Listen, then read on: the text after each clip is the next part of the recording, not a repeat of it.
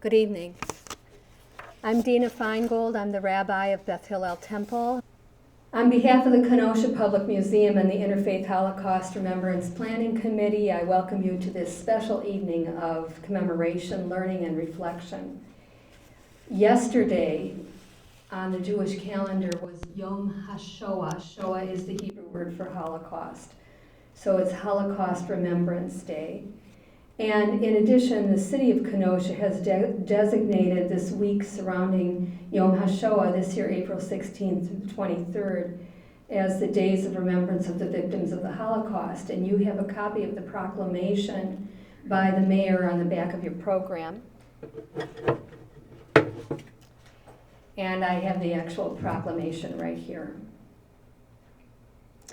This week of the Days of Remembrance of the Victims of the Holocaust was established by Congress in 1980 and is observed in communities each year across the United States. In many communities, Yom HaShoah is only marked within the Jewish community. But in Kenosha, we have come together for well over 40 years to mark it as an interfaith observance. And we're very pleased this evening to once again, for the first time in several years, have an in-person gathering, even though we did continue with the program over the past few years by recording it and showing it online.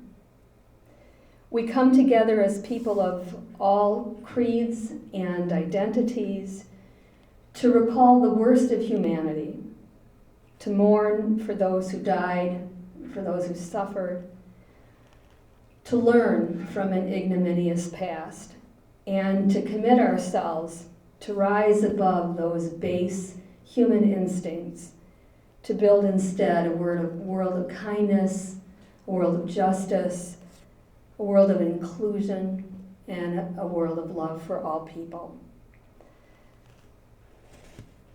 And now we begin. We begin with silence. The silence of death, the silence after destruction. There are times when songs falter, when darkness fills life, when martyrdom becomes a constellation of faith against the unrelieved black of space about us. There are no words to reach beyond the edge of night, no messenger to tell the full tale. There is only silence. The silence of Job. The silence of the 6 million. The silence of memory. Let us remember them as we link our silence.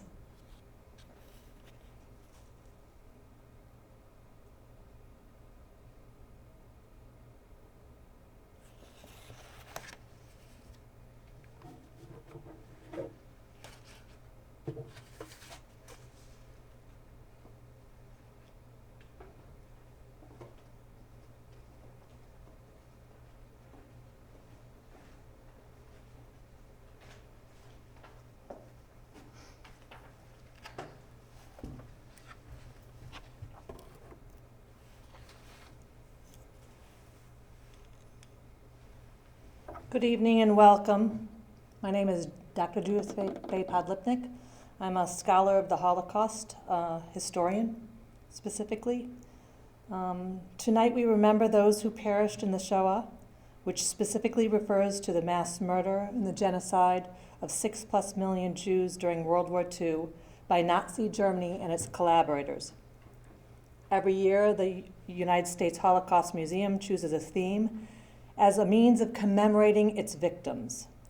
This year is the 80th anniversary of the Warsaw Ghetto Uprising. As a scholar and a professor of the Holocaust, perhaps one of the most prevalent questions that I encountered was, why did the Jews go to the gas chambers like sheep going to be slaughtered? My response was, that's not quite accurate. And the Warsaw Ghetto Uprising was one of the most meritorious examples of Jewish resistance during the Shoah, in spite of its woeful outcome. From April 13th until May 16th, 1943, 1 month and 3 days, Jewish resistance fighters staved off Nazis from liquidating the ghetto, and sending its inhabitants to Treblinka, which was solely an extermination camp. Not a concentration camp, not a labor camp, but an extermination camp. More than 700 young Jewish men and women from different backgrounds, educations, economic strata, bonded together, gathered weapons, and fought valiantly, thereby putting a temporary halt for 3 days on deportations.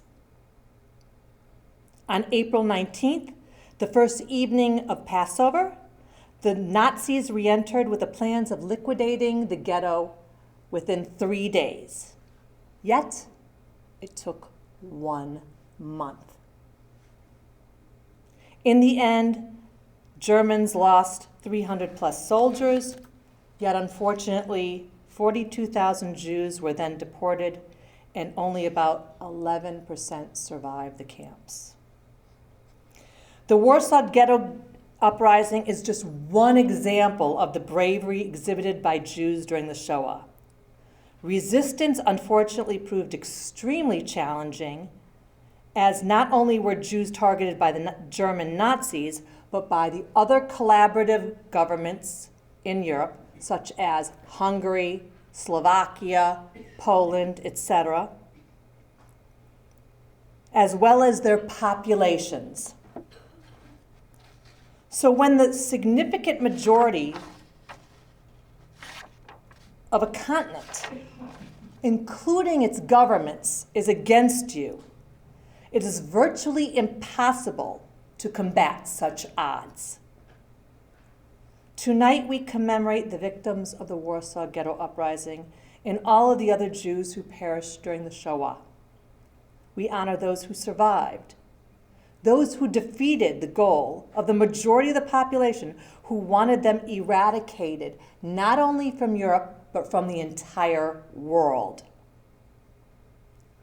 And we hope that the world will one day be devoid of anti-Semitism, of all hate, including hate speech, and the distribution of fallacious propaganda on the doorsteps of our homes.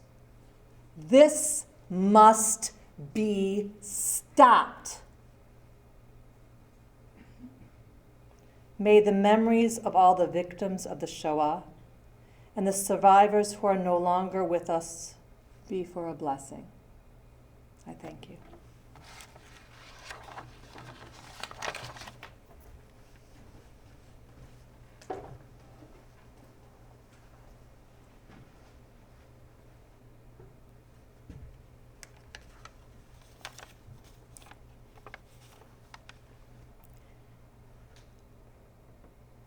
Hi, my name is Quinn Murray, and I'm speaking about Mordecai Lansky. The entire population, young and old, were busy creating hiding places, particularly underground. To all intents and purposes, the ghetto appeared to be a military camp. In the courtyards, one could see Jews carrying sacks of sand, bricks, and mortar. Work was carried out day and night. The bakeries, in particular, were heavily frequented, as large quantities of bread were needed to prepare rusks, which could be stored for long periods of time without spoiling. The women worked ceaselessly, kneading dough, preparing loaves of bread, and making noodles. As they worked, carrying the dough to the bakeries, their faces bore an expression of exhilarated tension and almost religious anxiety. They were preparing for what was to come. No one considered going to Treblinka willingly. These people, survivors of previous deportations, now prepared everything they needed to survive hiding for months.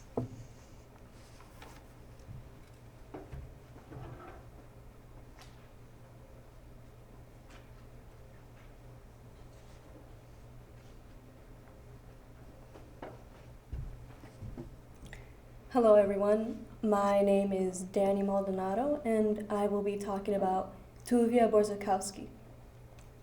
On the 19th of April, 1943, Passover Eve. The Germans entered the ghetto. Tuvia Borzakowski, a member of the Jewish Fighting Organization, describes the Seder in Rabbi Eliezer Meisel's apartment. Amidst this destruction, the table in the center of the room looked incongruous with glasses filled with wine.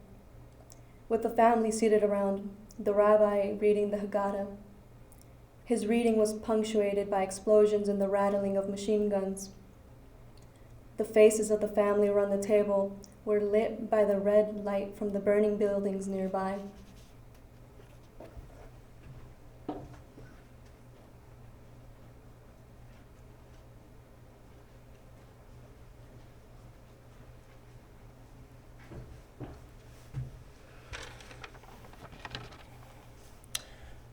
My name is Max Johnson. I will be talking about Mordecai and the Annihilowitz. What happened exceeded our boldest dreams. The Germans fled twice from the ghetto. One of our companies held its position for 40 minutes while the other one lasted. Upwards of 6 hours. I cannot describe to you the conditions in which the Jews are living. Only a handful will survive, and all the rest will succumb sooner or later. Their fate has been sealed in almost all of the bunkers in which our friends are hiding. One cannot even light a candle at night. For lack of air, goodbye, my friend. Perhaps we will see each other again. The main thing is this: my life's dream has become a reality. I've seen the Jewish defense of the ghetto in all its strength and glory. Thank you.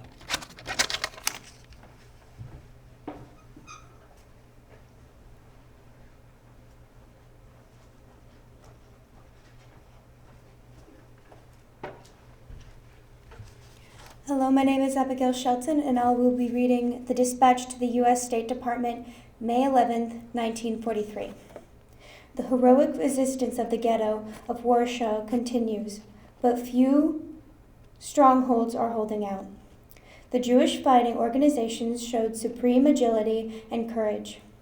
Mr. Kalbfish, an engineer who was one of the pillars of the armed resistance, members of the Bund, died like a hero.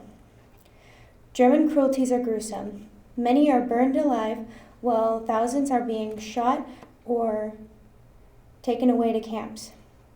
Members of the presidency of the Jewish Communal Council were shot. They were Lichtenbaum, Welizowski, Zutlit, Selvisas, and Zil. A few thousand remained underground and in the storehouses of the ghetto. The storehouses' defense are being overcome, but after a stiff resistance. The same goes for the shelters. The Germans are shelling and setting fires to block up houses, one after the other. Thank you.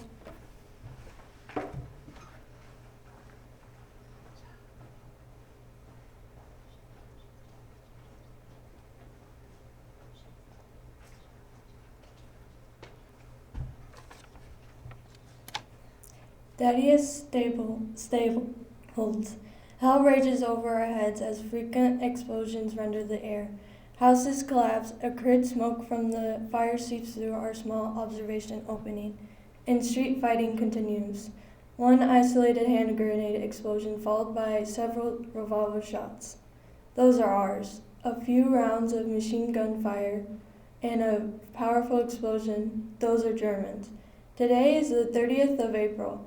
The liquidation of the ghetto and its last defenses have begun on the 18th.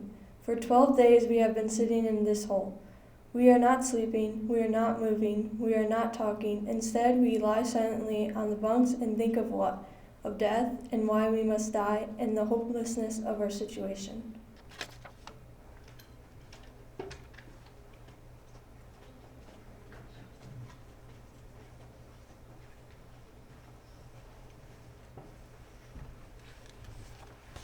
Hi, I'm Erica Goslin, and I will be reading an excerpt from an anonymous woman's diary from the Warsaw Ghetto Uprising. I go out into the street. It is burning. Everything around is on fire. Shortly put, all the streets are burning. Apartments are burning, workshops, warehouses, stores, and entire buildings. The entire ghetto is a sea of flames.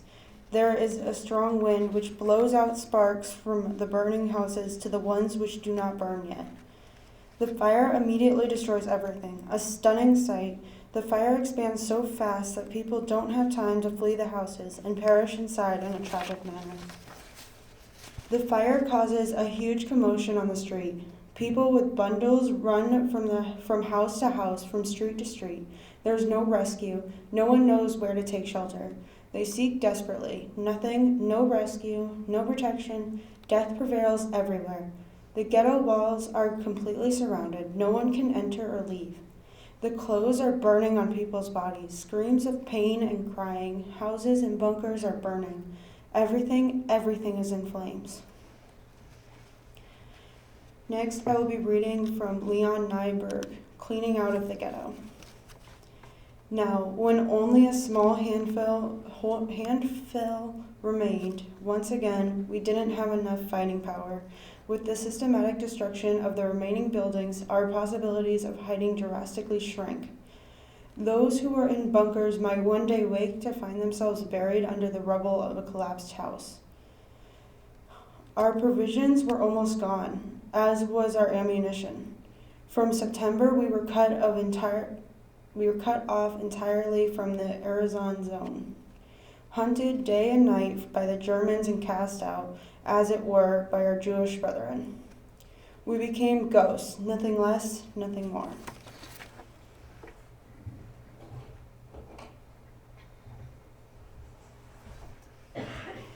Next, I will light this candle in remembrance of all of them.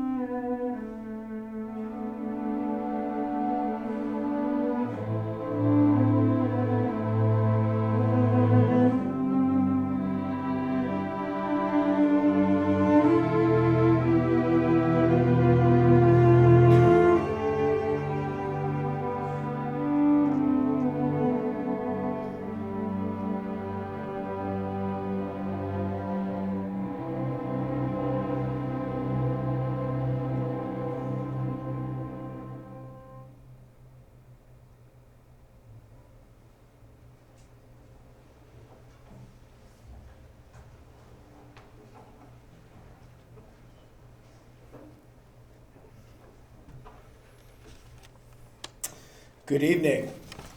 I'm the Reverend Eric David Carlson. I use the pronouns he, him, and his. I'm blessed to be part of the ministry team at Bradford Community Church, Unitarian Universalist, right here in Kenosha, and it's my honor to introduce tonight's speaker. But before I do, I want to make sure that we recognize and show our appreciation for the Indian Trail Chamber Orchestra, directed by Nathan Gardner, and the students of Indian Trail who shared readings this evening. Thank you so much for being here. Our speaker tonight is Marty Thau. Marty's father, Charlie, was a Holocaust survivor turned American immigrant turned entrepreneur, whose amazing story has inspired countless audiences and admirers over the decades, not the least of which was Marty himself. From the age of 5 until his father's death in 1995, Marty spent as much time as possible with his dad. They would work side by side at the automotive repair shop Charlie ran, which would ultimately lead to Marty's 38-year career at Rockwell Automotive. Through their living and working together, Marty learned about his father's childhood and personal recollections of surviving the Holocaust. Marty has been sharing Charlie's story officially as a Holocaust Education Resource Center speaker for the past 5 years. Married to his high school sweetheart, Sandy, Marty Thau is the proud father of 3 children and 6 grandchildren. In addition to speaking at events such as these, he regularly volunteers his time to students at both Pulaski High School and the Milwaukee Area Technical College in their automotive technicians courses. So without further ado, it is a great honor to introduce our evening's presenter, Mr. Marty Thau.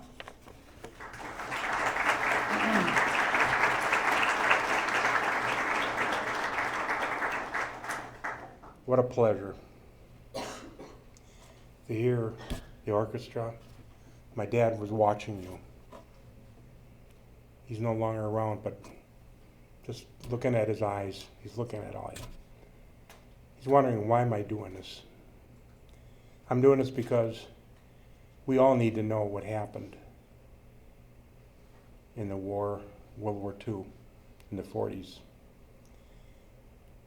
My dad taught me a lot. I learned a lot from my father. And here's a picture of my father. He's watching you guys play. I'm just proud to be here watching. So as you see, my dad is in his uniform. He owned a couple automotive garages in Milwaukee. My father was a fighter, and I'll tell you a little about that. He's my hero. The Holocaust survivor. I don't know anybody else would have done what he did in his life. No one that I know of. You see here, and I'll talk about it later, do you see these scars here? I'll tell you about how unbelievable he was to have, in 1945, going into Berlin, 1st Tank Brigade he was in, to finish up the war with Germany. He had a bullet in his mouth from 45 to 51. Do the math. How often do you get a sliver in your finger and you want to dig it out? He had it in his mouth for 6 years. He didn't know about it. So if you put your fingers up by your cheekbone, he thought it was a broken cheekbone. You know what it was? A bullet. So I'll get into that.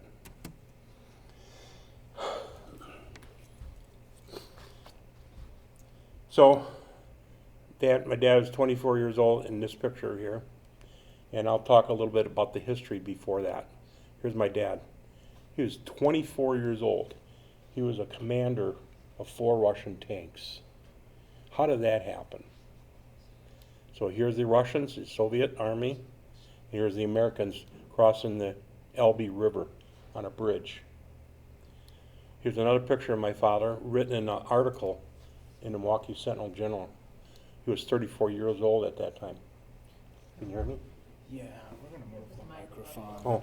Maybe can I'll speak up louder. Yeah. If I didn't speak up loud enough for you, I apologize. Here's my dad just before he passed away in his uniform. He's always working. That was his thing in life. Meeting people, helping people, and working on cars. He never learned how to work on cars when he was a kid. He learned how to ride horses, buggies, and I'll talk about that in a minute. So my dad was born, his birthday's coming up in July. He'll be 101 years old. So I miss him. He was born and raised Jewish in a small town, Zablata, also Kolomea, a nearby city. This is where anti-Semitism, hatred, discrimination, torture, death was on the rise in Europe, driven by Nazi Germany, where 6 million Jews died. My father had 2 brothers, and obviously parents, and I'll talk about that in a minute. His parents were local peddlers in a small rural area, with chickens, things that they could sell in the neighboring area. They weren't big farmers. It was outside of the small town of Zablata. So my father had to run away from home at the age of 18. He had 2 younger brothers. So his choice was to be taken to a ghetto, labor camp, death camp, or run and hide. Well, when my father's parents were at home, the Nazis came in with trucks in front of their house in a little rural area. No homes around, just further distance away. The parents told my father and his brothers, to run and hide. Well, my father's, Charlie, his 2 brothers were younger than him. He was the oldest. The brothers didn't want to leave. They wanted to be with mommy and daddy. So he chose to run and hide. He could have gone into a ghetto, a labor camp, death camp, or run and hide. He chose to run and hide. He figured he had a better chance to live. He survived living in the forest. So if you look at the map later, I'll show you. He fought in 2 wars. World War II and the Independence War, Israel Independence War, 1948.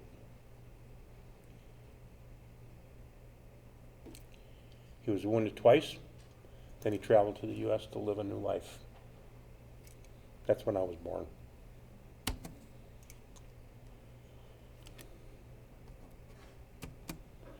Oh, that's a bad picture. It's probably the resolution. But this is a picture of the forest, the back of my father's house, and a lot of Jews running in the fields, in the forest, running and hiding, not being taken by the Nazis.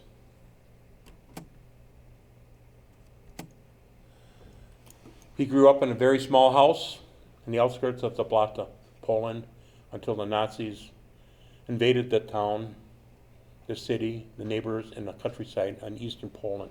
I'll show you a map where he was born. So it's really close to Ukraine, like, I don't know how many kilometers, but very close. So he attended a small school miles away from home. You're lucky. You take buses, your parents take you to school, you walk to school. He didn't have that choice. Back in the day, you only had a horse, buggy, you walked. And obviously, being miles away, and there were a lot of population in the area, so there was one school that taught multiple grades with one teacher. So you could have, elementary, I don't know if they called it elementary, but, 3rd grade, 4th grade, all the way up to maybe 10th, 11th grade. So my father, whenever he could get free from his parents, doing any chores around the house, doing the farming, he went to school. So you're lucky you have a good school nearby, and you should be very thankful. You got good teachers. So when the Nazis came into town, the parents and the three sons were going to run and hide, but they stayed in the home, and the Nazis took them, and my father ran in the forest. And this is when he lost his parents and his two brothers. So there were trucks outside of his home. He saw his brothers and his parents being taken away while my father was in the forest watching. How would you like to go home?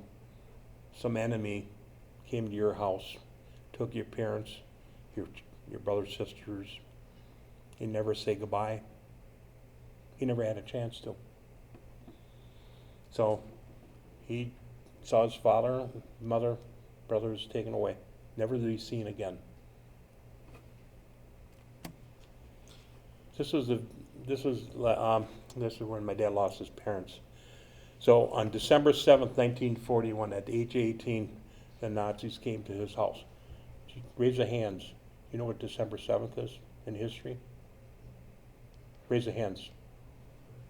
Okay. Majority know it. The same day, Japanese bombed Pearl Harbor. So I'll never forget that day. Because my father told me December 7th was when his parents were taken. So I can't forget that day. Again, my father went back in the forest after his parents were taken and to run and hide and survive another day. He had no idea, no forecast, how long he's going to be around. My father lived, just think of this, 19 months, year and a half, no home, no shelter, no food, no guidance from anyone, running in the forest. Just think in winter, how brutal it is out here. Just think on East Poland, Ukraine and Russia. It's the same kind of weather they have. Running in the woods, no shelter. How did he do it? I'll tell you in a few minutes. He's a tough guy. I don't know anyone. I'm a strong guy. All my friends, no, that's not true. Just go talk to my dad. One tough man. So here's the trick. Well, not a trick. Here's what he did. He lived off the land, eating food from the farm fields. So obviously there were crops. He took what he could and from the fields. His favorite thing was potatoes. Why? They're hardy. They can survive temperature. Easy to cook. And how do you cook in the woods? All you need is a little water, boil it, and eat it like an apple. So when I was born and I was a kid, my father's favorite food was a potato, because that's what he thought of when he was running in the woods. All he could eat was potatoes.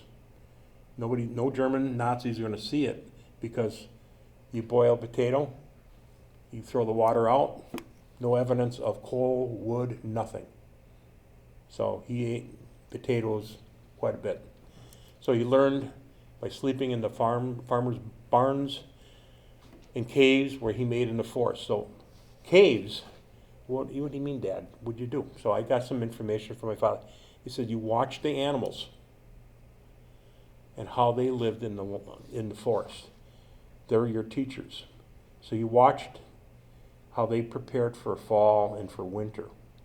They were having multiple locations for putting their food, storage for food, and how to live in the forest.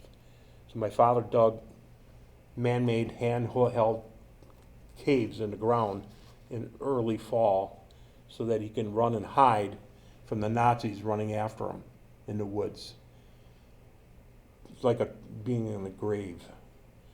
He dug himself in a grave, covered himself with branches and leaves, and it was okay with the winter. He was underground with leaves on top of him. He survived the winters that way. And that's how he ate, is from watching the animals. They were his teacher. So while he was running in the woods, There were other Jews, male, female, ages close to his, running also from the Germans, Nazis. So that was called a partisan group, resistance fighters. So my father joined them.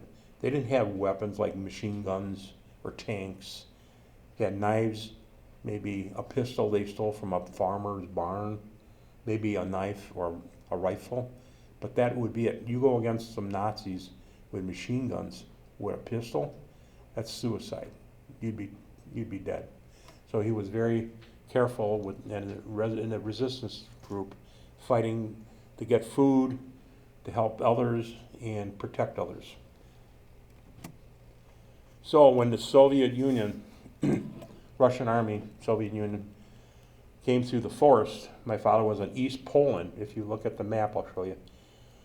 Germany is next door, Ukraine's next door, and the Soviets came in through Poland, and they saw the resistance fighters that my dad was in the partisan group.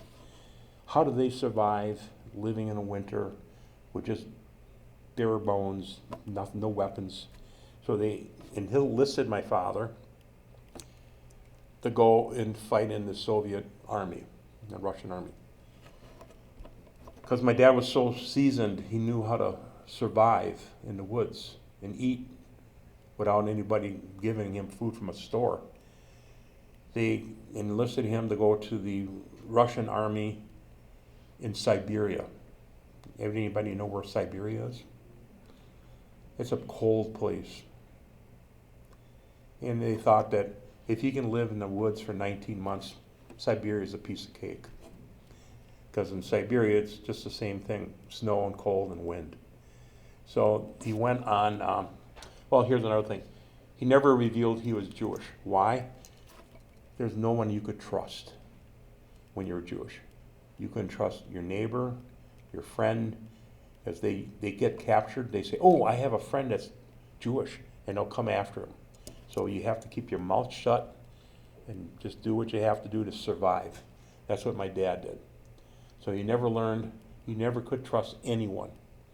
That's what he told me in talking to my father during the years I tried to learn about what he did.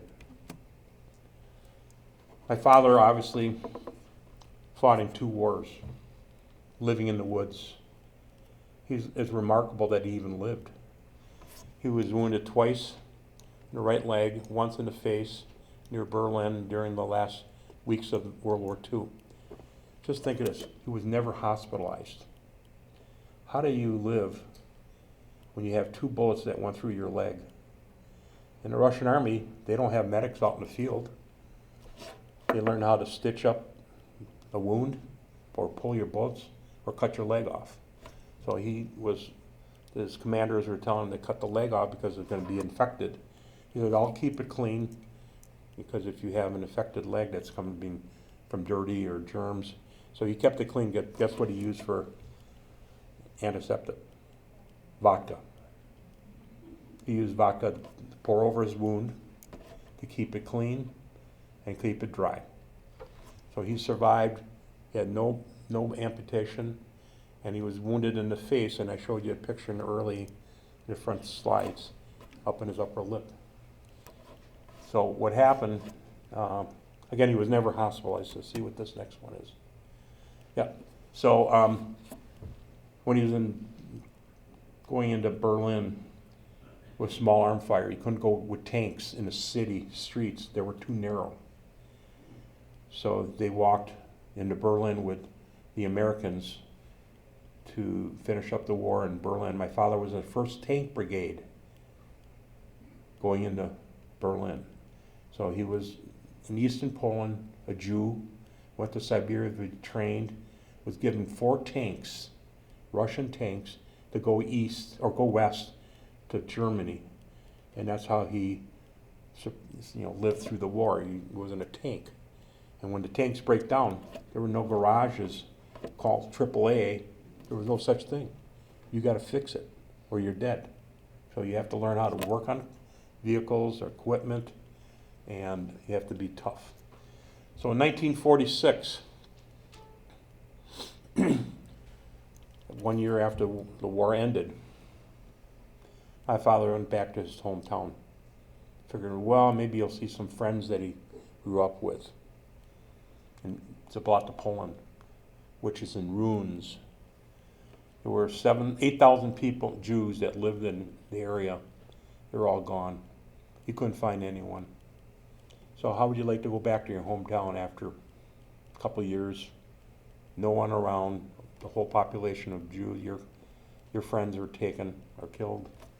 So he basically packed up and he went, and I'll tell you about that in a minute, but he never went into a ghetto, concentration camp, but he went in to hide in the forest and survive another day. So he traveled from East Europe because he helped the Jews from the concentration camps. And how did he get out of the Russian army? So I asked my father multiple times, how do you get out of the Russian army and help people from the concentration camps that are being liberated to Israel? He said, well, when he went into Berlin, he went into a store. He changed his clothes from a Russian military outfit to civilian clothes. Most of the Russian Soviets and the army went back on trains back to Russia. My father went the other way. He ran away from the Russian army.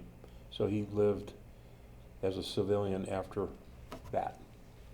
So in 1950, in 51, well, before that, in 1948, my father traveled to Israel. So if you know anything about Israel, the history, my father was a seasoned fighter in World War II. So we went and helped the Jews go from Poland to Israel on ships. So my father was pretty instrumental in helping Jews to get on the boats. So we went to Israel, and then there was a war going on with the Egyptians. Israeli War, 1948, Independence War. That's when Israel became a state. So guess what my father did? He joined their army. So he fought in World War II in the Israeli army. So in 1951, he said, hell, I have enough, no more fighting. You heard about America, the land of the free, start a new life. He lost his parents, his brothers, had no one. He went to New York on a boat. I'll show a picture of the boat. And it was like a week or so of travel in the boat. My father was so excited. He couldn't speak English. He spoke 7 languages. Oh, here. 7 languages fluently. 7 languages. He must have learned that in college or university or something. But if you look at the country or the Europe, how many countries are in Europe around Poland? Every country had their own language. And guess what? When you have a country next to you, you know their language. South of you, you know their language. East, west, he knew 7 languages fluently. So I was born here in the U.S. in 1953. So my dad spoke languages. I learned how to speak English at the age of 5. Oh, how did that happen? I thought you were born here. When you're born here, don't you learn English from your parents? Well, guess what? My parents didn't speak English very well at home. My father spoke 7 languages, my mom maybe spoke 3. Mostly Yiddish. I learned a little German, a little Polish, very little Russian. So when I went to kindergarten, age 5, right? The teacher told my mom, Martin can't attend school. Well, this is America. You can go to school at age 5, kindergarten.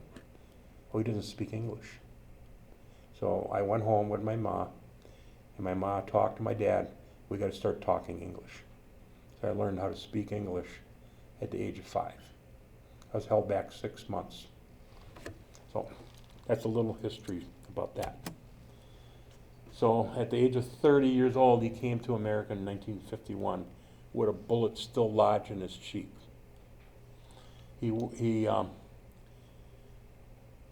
So at 6 years with a bullet in his mouth, from 45 to 51. So he traveled often from Sheboygan, and Sheboygan's not too far from here.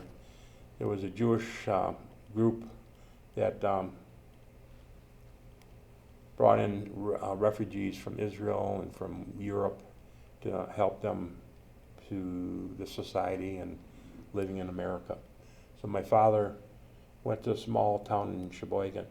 So I said to my dad, how did you know how to get to Sheboygan? He said, well, I went to Ellis Island. They got me in New York. In New York, saw an officer, a military officer, but it was a policeman. He asked the policeman, not in English, he showed him a piece of paper. I'm being sponsored to go to Sheboygan, Wisconsin. And my father didn't know how to say Sheboygan. You know how he pronounced it? Shebogan. I laugh. He learned, and that's how he survived. So he went to Shebogan, or Sheboygan, and he traveled from Sheboygan on a bus to Milwaukee in the Jewish groups to meet women, to hopefully hook up with a woman. So he found my mom. I wasn't born yet, obviously. And they hooked up, they got married. So in 1953, hello. So they had 3 children, 2 sons and a daughter.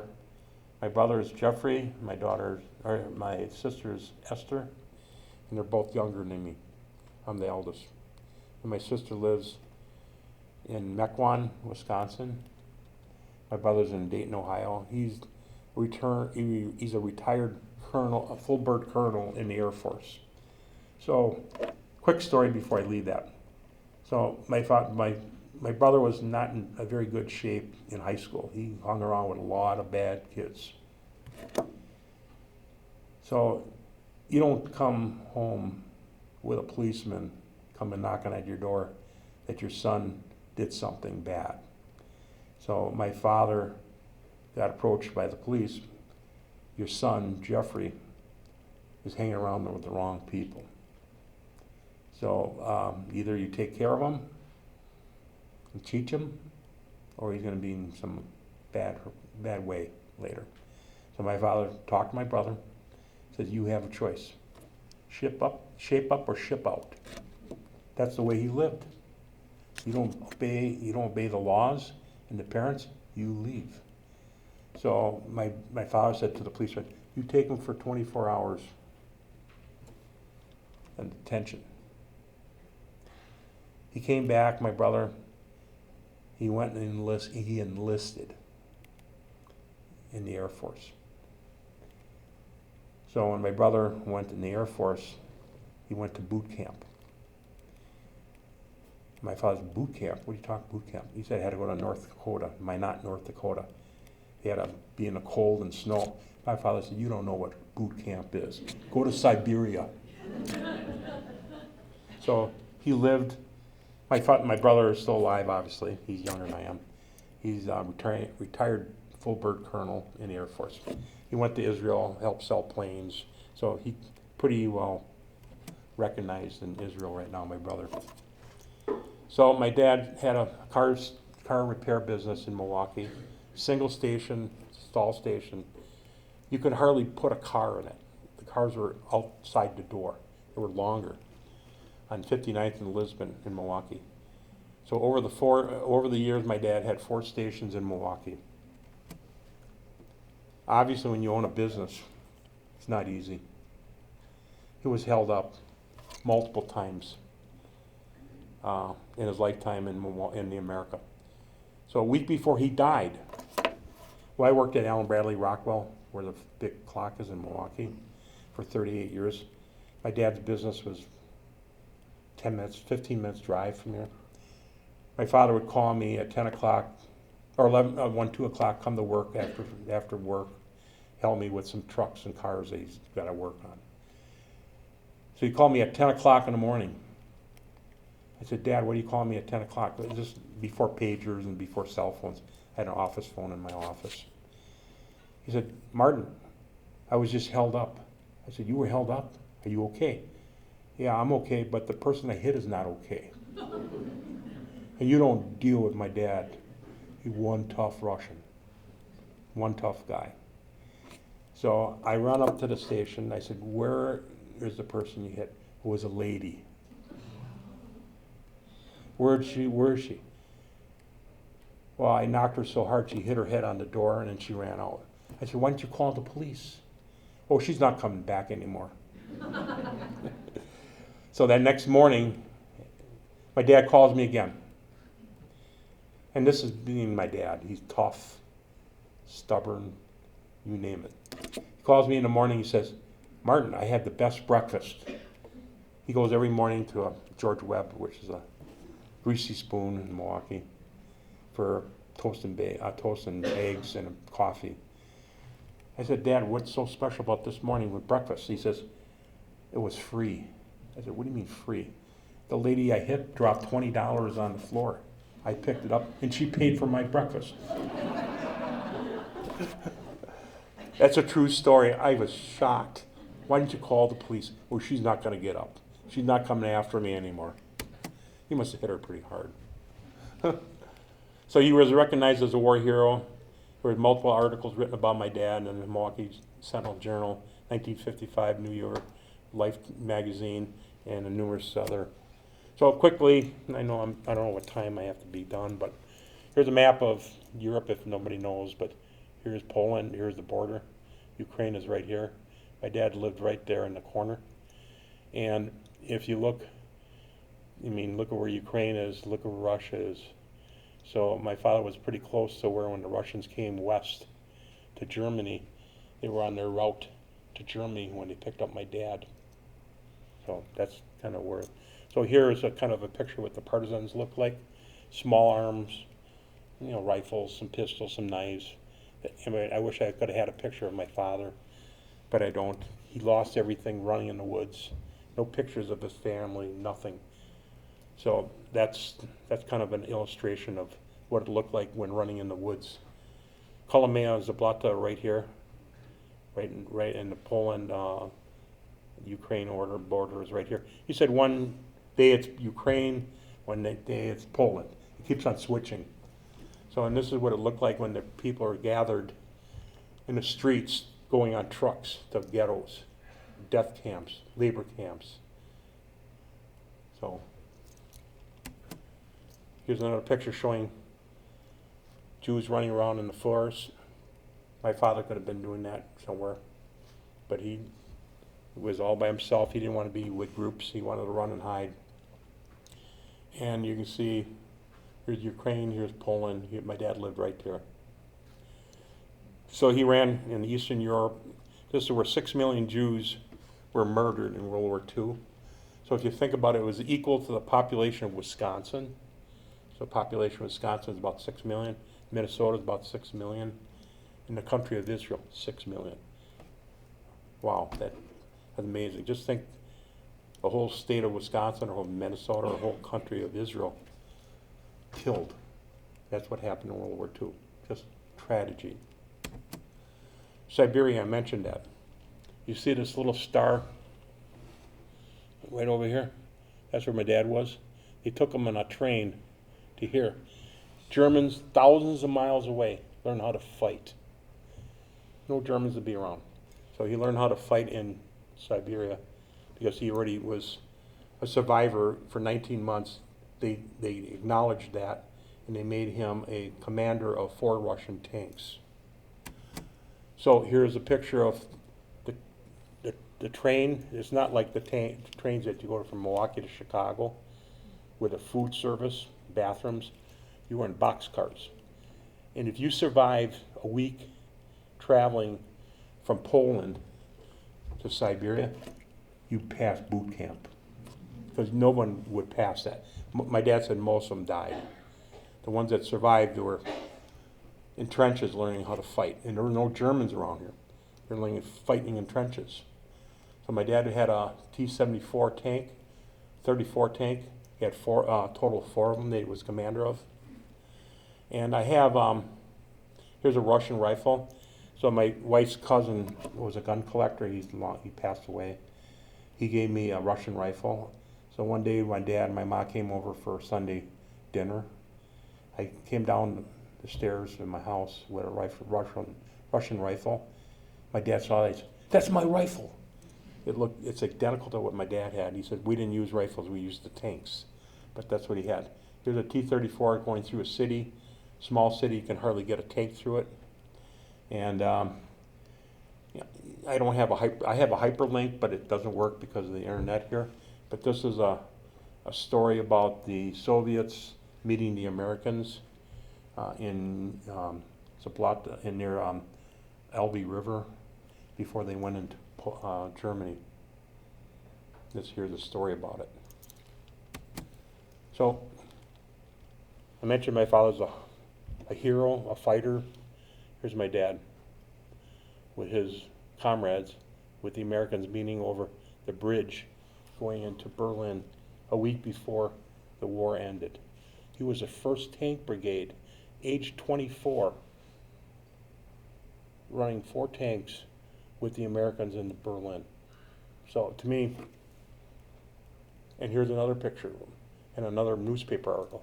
So he was meeting the Americans. Here's the Russian Army, Red Army, and they met at this river in April 25, 1945, and my dad was 24 years old at that time. When I went with my wife to Europe, we went to look at a couple of countries. I went to go to Germany because there was a museum, and I was told that there's a big picture of this in the museum, like big museum in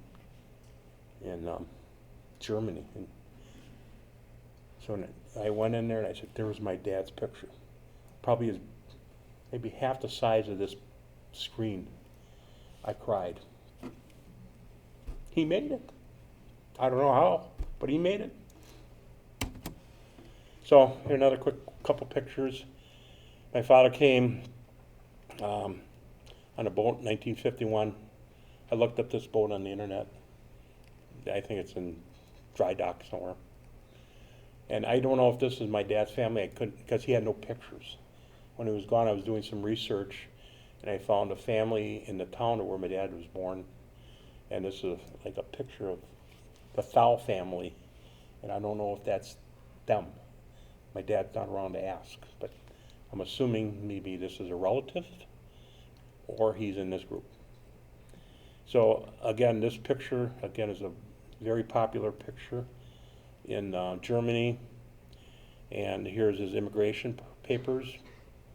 So here I don't have the hyperlink, but this is when Putin and Trump spoke at the anniversary, 75 years the war ended.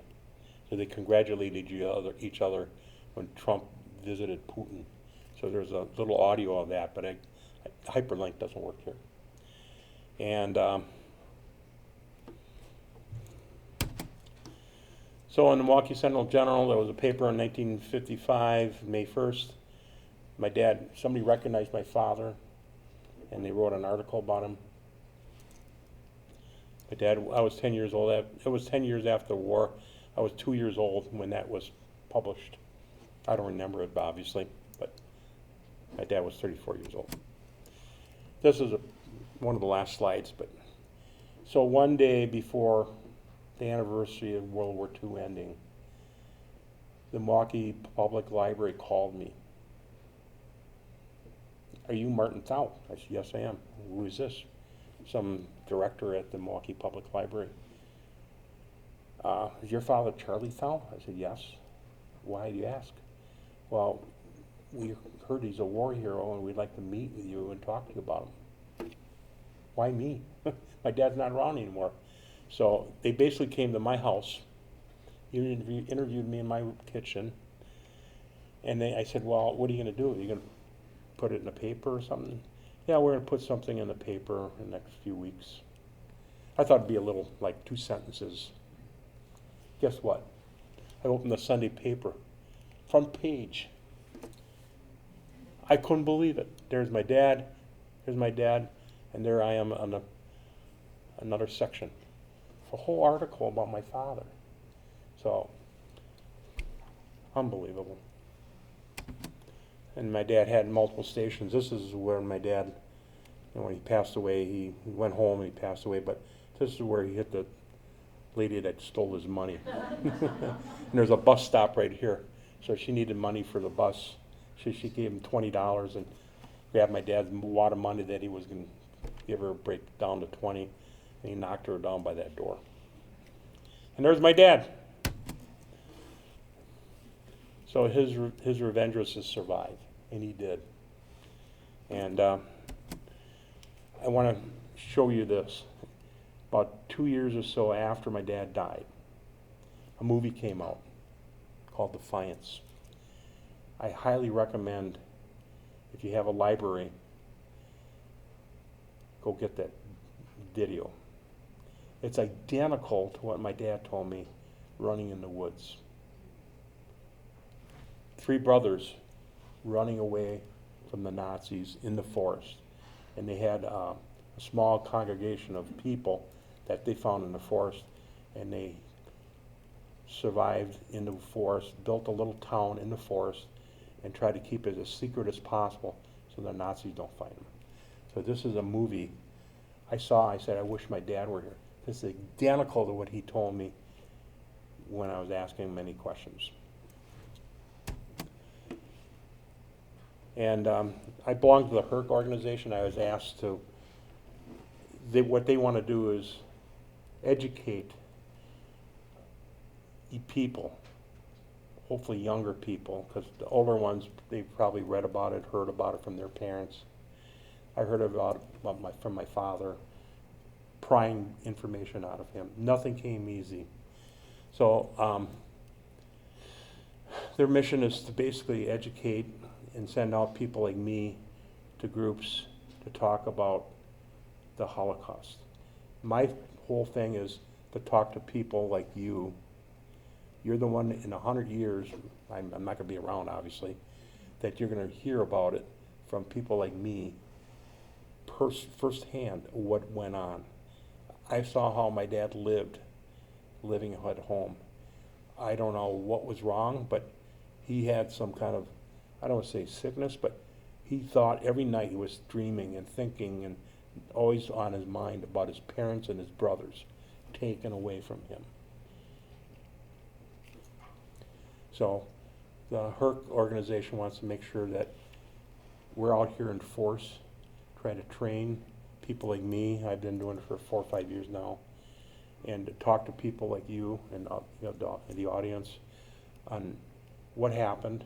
You can read about it in books, magazines, but it's nothing like having somebody like me and people like me coming up and talking to you. So that's my story, and I want to thank you guys for doing what you did. You did awesome. My dad was watching you and was smiling. So thank you.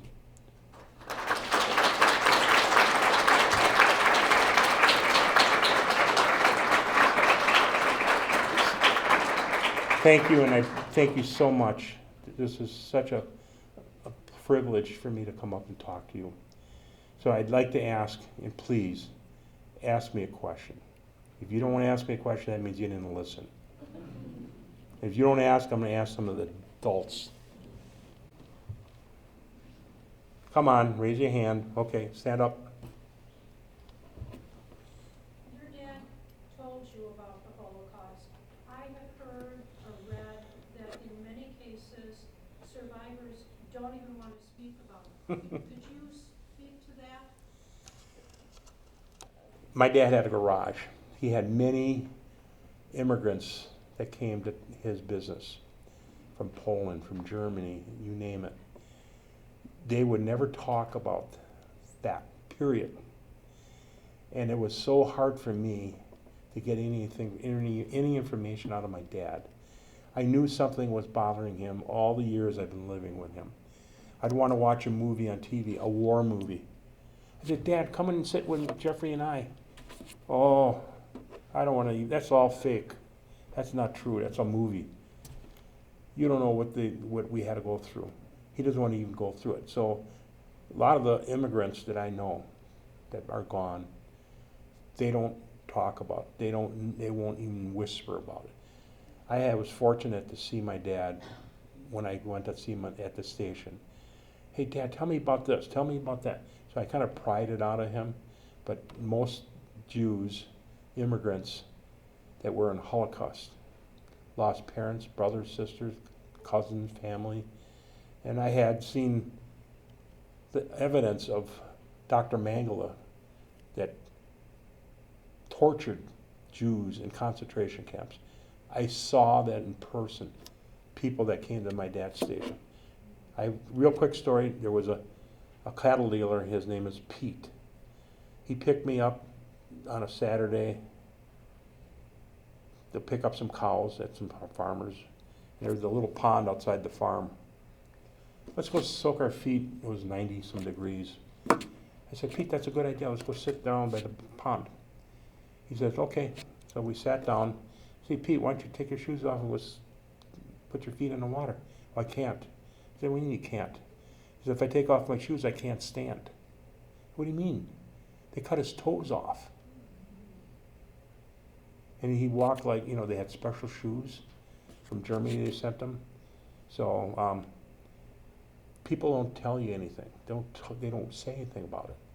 That must be embarrassed or ashamed. I don't know what it is. But all I'm here is telling you, never forget what happened, because it will happen if we close our eyes and just assume it is what it is. Don't assume anything. My dad didn't. That's why he lived the way he did. Come on, another question. 2, 3. I'm going to pick you away in the back in the aisle there. You have a question. You're looking at me. You got a question? Come on. Okay. Was your mother a survivor as well? No. Her father was in Russia, and he came to the States and married. How did she deal with that? Was she? Oh, she had She had a hard thick, time? thick skin. It was not easy living with my dad. Yeah. And you probably know that.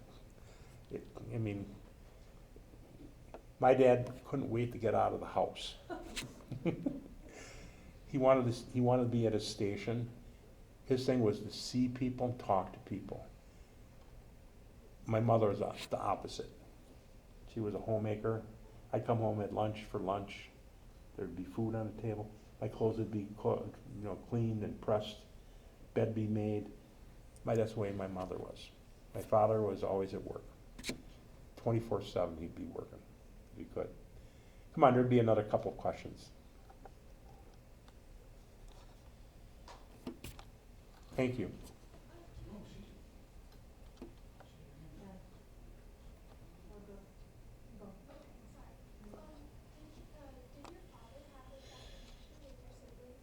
I can't hear you. Do your siblings speak about what happened to your father as well, or is it just you? My brother did. He did a lot of research because he's in the military. He likes the research. So there was a lot of uprising in the 70s in Milwaukee. We lived near a synagogue. Some of the people that didn't like Jews were chasing the rabbi, defacing his synagogue, chasing him down, egged his house. So my brother, I mentioned he was with a bad group of kids. He wouldn't tolerate that crap. He went with his friends and went after these kids. So my brother tried to find out as much as he could. I was pretty fortunate to do that. So I'm very happy I can do it. He's looking down at me right now and saying, why are you doing it? Because he doesn't want to say anything. So I hope you learned something from my presentation, because it just makes me feel good telling you what my father, how he lived. There's no one I know that would do what he did, period. I don't care how strong you are, he was tough. Thank you so much.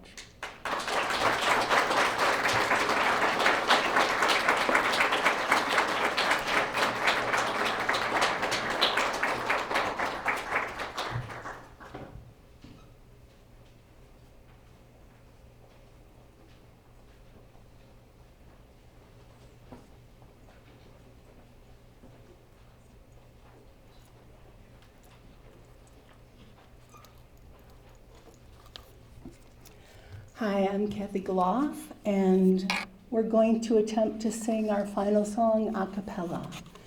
We planned on having it accompanied, but then we forgot to have a keyboard on premises, and the museum does not have one.